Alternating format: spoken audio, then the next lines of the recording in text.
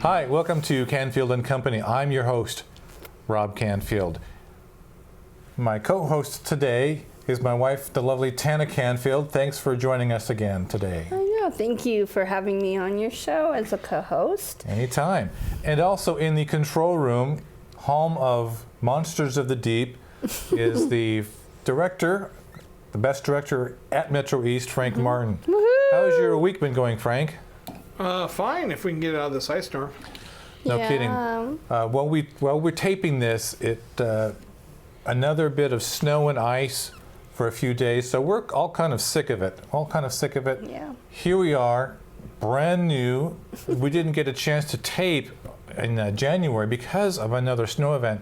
So this is the first taping of 2017. Woohoo! So let's shove it off with a bang. Yeah, go I'm going to ahead. go on a little rant. Oh, really? As everyone knows, if you didn't know, we now have President Trump.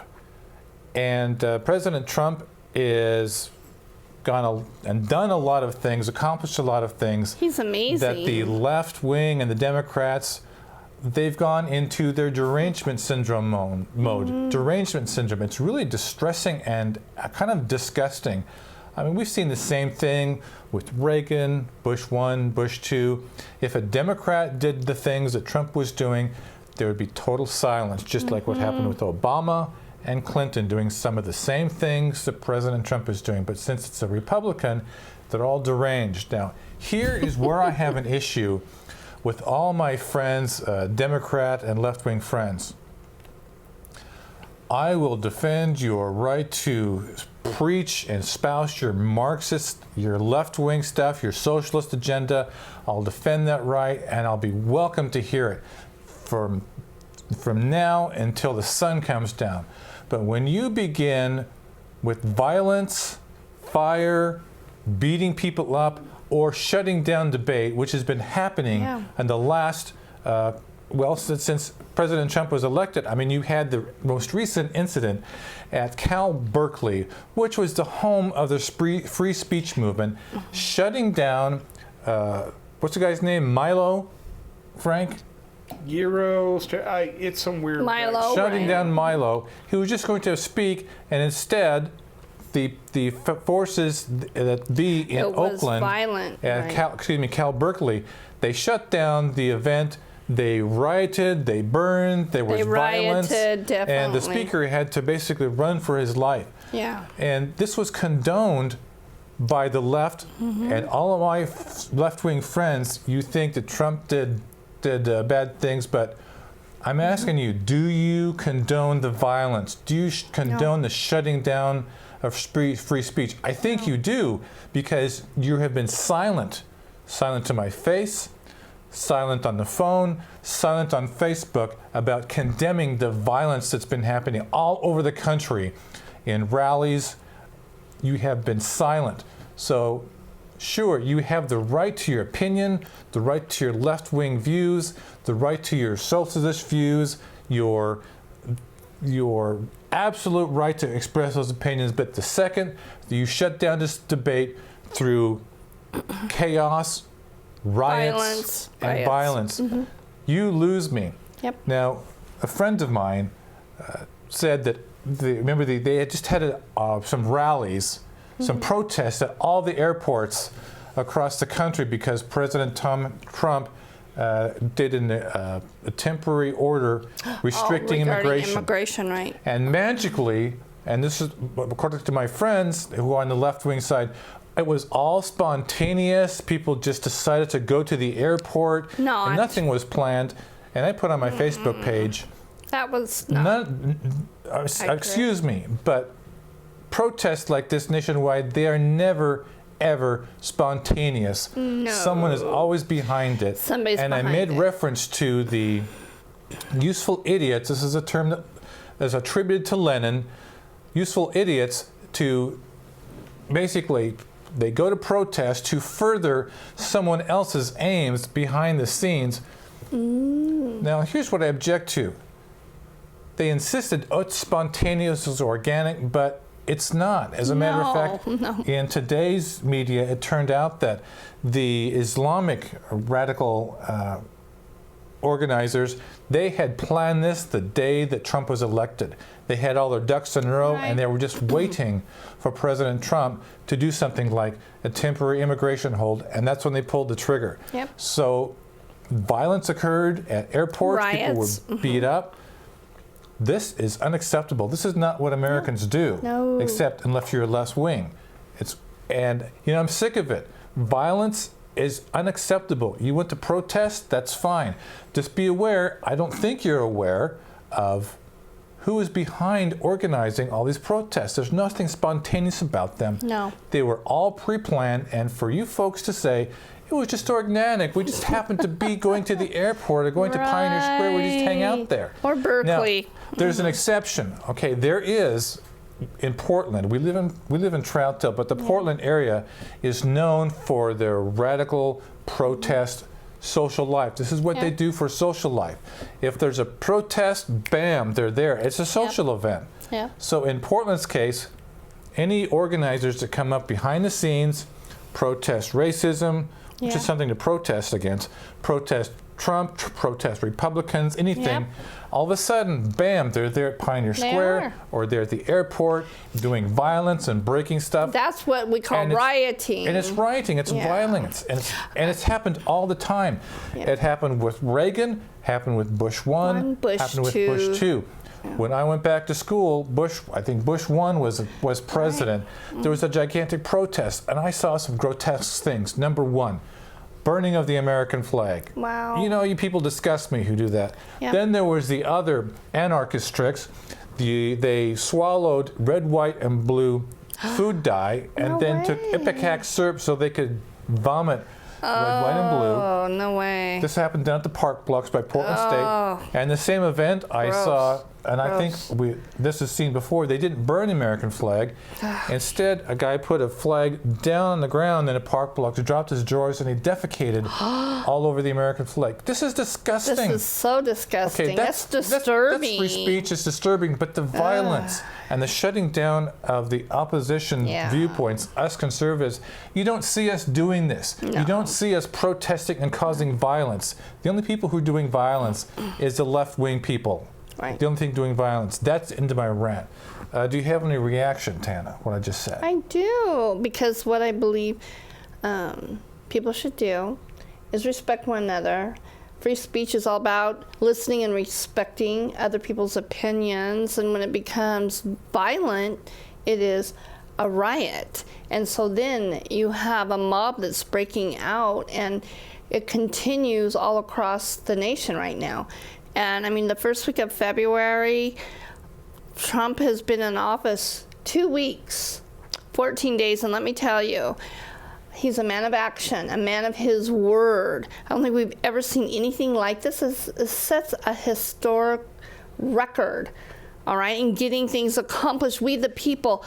And I say, the Founding Fathers, they did not say, if you disagree, go and be violent and riot. No.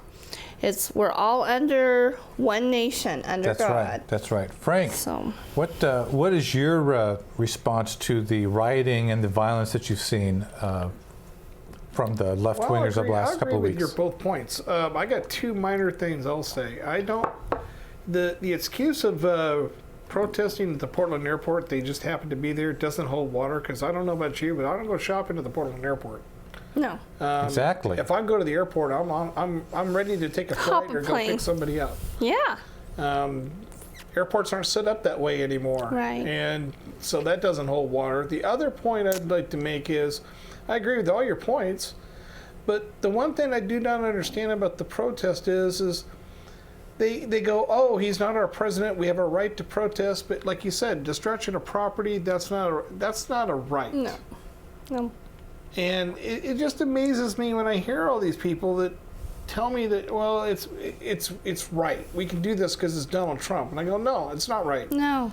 I didn't like Obama, but I didn't go burn. I didn't go burn newspapers or go tear up things over it. No. And the other thing I pointed out was that I'll bet not 1 in 10 of those protesters at any of the airports actually read the executive order issued by Obama. And people strenuously disagreed. Now, I know the friends of mine that I talked to, yes, they're smart and they are knowledgeable, and they looked at the executive order and read it. But I saw so many interviews on TV, man on the street interviews, and they asked the people at the protest, what do you know about the executive order? And all they talked about was they hate Trump and they love Obama, and just sidestepped the question of, did you read the executive order? They don't know what they're talking about. They are, with all due respect to my left-wing friends, they are useful idiots, because they go to any protest without any knowledge, the large majority of them without any knowledge of what they're protesting. They're just there because they're angry about something, and doggone it, they hate the Republicans, they hate conservatism. They basically hate America, and they are pursuing the socialist ideals, which work pretty well for communist Russia, communist China. Go live there. Well, I invite you to go live there. Work pretty well for North Korea. I'm sorry, this is America. That brings up my true second point. The simple fact of not my president, and they want to say, well, we only want a Democrat in office. Okay, so now you're telling me you want a monarchy in office. You must have only one point of view can be existence in the United States. So when we rebelled against King George III, way back in the 1700s, we said we didn't want to be ruled by that kind of tyranny. But no, not here, not liberal America. Portland. They say only Democrats can be in charge. Well, right now the state of Oregon is, they're claiming a $1.8 million budget shortfall because they keep raising spending, but they don't have the revenue to pay for it. So they just want to tax you more. Yeah, that sounds very familiar from my history lessons. Sounds very familiar. Very familiar indeed. So that's my rant. And whether you agree or disagree with me, there's going to be an email address at the end of the show, and you can rant at me all you want on email. You can even swear at me on email, because that's okay. It's freedom of speech. Yeah, here we go. I don't want to hear from you. But that's my opinion. It's wrong to be violent. It's wrong to obstruct freedom of speech. And the only reason they really want to do it is because they don't want to hear the other side. The left wing doesn't want to hear the other side. Well, this is the other thing that I think is ironic, right? Speaking about the left wing, we are tolerant. We welcome everybody. We are so tolerant. Get a grip. You're not tolerant. You're so intolerant that it's beyond recognition. Well, they're tolerant with the exception of Republicans, anybody who owns guns, and anybody who begins with right to life and believes. Yeah, those of us who that's tolerance. I need to get my gun license, by the way. Us bitter people clinging to our guns and our Bibles. Clinging to our guns and our Bibles. Yeah. I forgot the Christian aspect. Yeah. Thank you for reminding me. Yeah. So that's it for this topic. That's my rant.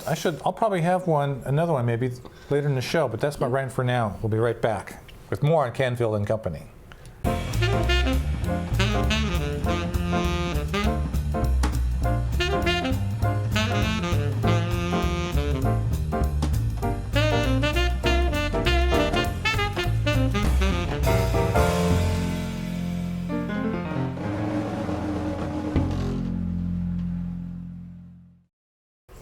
Hi.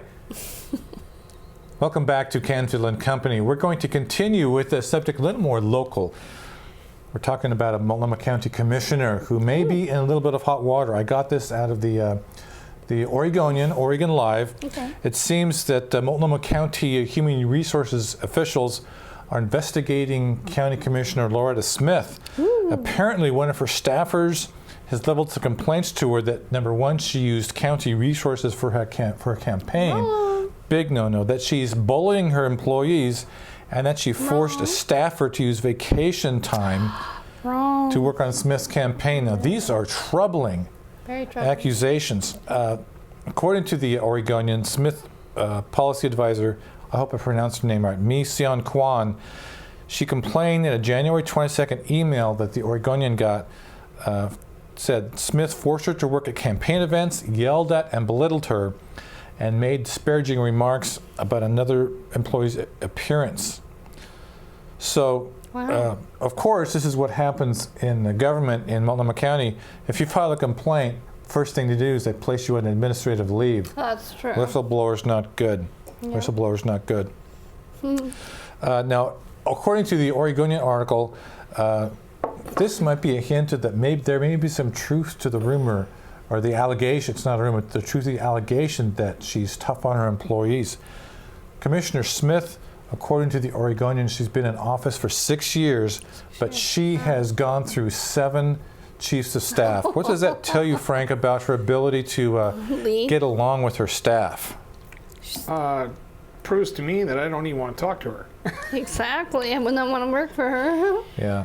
And She doesn't respect that position, obviously. more troubling, there's more trouble along this, is Willamette Week in 2015 found that Commissioner Smith spent over $81,000 on taxpayer money on travel, and also $52,000 on taxpayer money on nonprofit fundraisers, which is a lot more than what her fellow commissioners did. Wow. That's unbelievable. I don't know. It's the thing is, state law, county administrative rules, they prohibit employees. Employees, they can't be required to give money or time Exactly. for an elected official's Not on campaign. work, right. For prohibited from doing it. Yep. And apparently Smith told this person, you either you take a day off to work on my campaign or You're face the fired? consequences. That's Well, bad. elected officials, they can't be fired. It's Well, they can told be by the voters. recalled, right? The So- accuser, Kwan, her email further, it alleged that Smith bullied and mistreated her staff and created a toxic work environment. Recall. She said that Smith had extreme staff turnover in her office, losing 15 employees from her 4-person staff over the years. Recall her, yeah. I wonder what Oh, it's my like goodness. to work in that office. Would That'd you be like to work for someone like that, horrifying. Frank, or have you ever worked for someone like that? I've worked with people like that in the military, but you're stuck with them. In that context, I probably would have left. You Yeah. know, so I kind of applaud Quan for even complaining, because Right. how many times we've heard Multnomah County commissioners breaking the law? They get these hand slaps, and nobody, nothing really happens to them.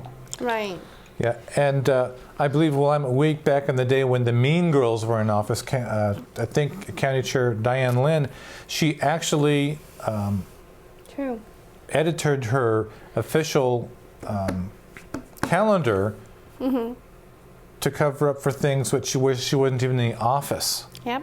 That was a Willamette Week article. That to me was really troubling to. A cover up. Well, Yeah. actually, it's a cover up. Anytime that you're doing anything and you cover it up, it is a cover up. And that's And too bad. illegal. Yeah, because the It majority of the Yes. county commissioners, or since the Mean Girls, have been extremely professional. Have, although we may have disagreed with some of the things they do, extremely professional. I believe, even though we may disagree with them, they are trying to do what's best Yeah. for their constituents. So reading this about Commissioner Smith is extremely, extremely troubling. It's very troubling indeed. And like I said, she should be recalled. So I hope the public will get on Kwan's side and investigate this to the nines, leading to the recall effort there, because that's just not any way to treat any employees, and should not be getting away with that. We all need to respect one another. Again, that's what it's all about. Respect, respect, respect. Yeah. Well, we hope this investigation, they put a hurry on it so we can get to the bottom of it. Certainly we don't want any employees abused, especially county No. workers. It's just unacceptable. And we'll be right back after this with another topic on Canfield and Company.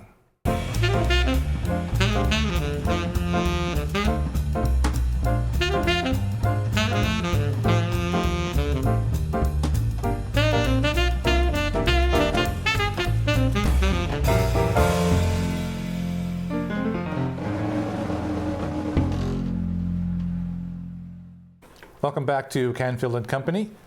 I'm Rob Canfield, your host. With me as my co-host is Tana Canfield. She's my wife, and Frank Martin, our director, is in the control room. What's happening in the control room, Frank? Any monsters today? No monsters. Okay. Okay. Topic 3 today I'm going to go on another rant. We just went through a recent snow and ice event, and I have to tell you, I don't have a problem with driving in the snow and ice myself, but what really concerns me and why I choose not to drive unless I need to is all of you other idiots out there. Okay? You see them on the news, on YouTube, Yep. on Facebook. You've seen these people, multiple crashes. People. If it's icy, you can't go 40, 50, 60 miles an hour on the freeway. On a surface street, you shouldn't be going more than 10, 20 miles an hour. Yep. You may have changed, you may have studded tires, you may have four-wheel drive. But you can go fast, but the thing is, even without traction, even with traction devices, you can't stop in nearly the distance that you think you can. That's why we had all these rear-end incidents. Also, we have these people, you see them sideways up by the Walgreens, by our house, sideways. You see cars going backwards. Yeah, scary. Folks, if you start into a skid and you turn your wheel, your car's going to start flipping around. If you use your brakes, you are going to cause trouble. Yep. Just a hint, okay? If you were driving on snow and ice, your brake is not your friend. Right. All right? If you start sledding on ice, the first thing you do, you get off the accelerator, you go straight. Don't fiddle with the steering wheel. It's physics. If you don't do anything to a car, it will go straight. All right? Make sure you have plenty of distance between you and that vehicle in front of you. Leave a lot of room. So many people go too fast, and so many accidents happen because they couldn't stop. And it's happened over and over again. There was that accident that's famous on YouTube on I-5, I think it was by Tualatin. And it was like a 20 or 30 car pileup, and the main reason is that people were going Way too fast for the conditions. So everyone was to blame for that accident. Frank, did you have any trouble with these idiots the last few days? Yesterday I drove over here to Metro East and I had a problem. I was going 30 miles an hour down the road and I had several cars try to cut me off, like the typical, got to get in front of you and then cut over in your lane real quick. Then they'd try to slow down and they'd start sliding. So then I'd have to slow down. And you're right, that's one of the reasons why I don't drive here in Portland during these big winter storms, because I can't trust the other drivers. Yeah, it's why I don't like to. It's why we don't like to unless we have to. So you idiots out there, slow down and back off. Back off. Well, that's about it for this rant, and that's it for this episode of Canfield and Company. If you have any questions or comments about the show, feel free to email me. I think I'm going to use the troutdalecanfield@gmail.com address this time. troutdalecanfield@gmail.com. You can also check out the Facebook page. Just look at Robert Canfield Facebook page. And you can see previous shows, Canfield and Company, at robertcanfield.com. I want to thank again our director, Frank Martin. Thanks for coming in today. Hats off to you. He's the best. Thanks to the co-host, Tana Canfield. Thanks for joining me today. All right, that's it for the show. Thanks again for watching, and you guys have a great Canfield and Company day.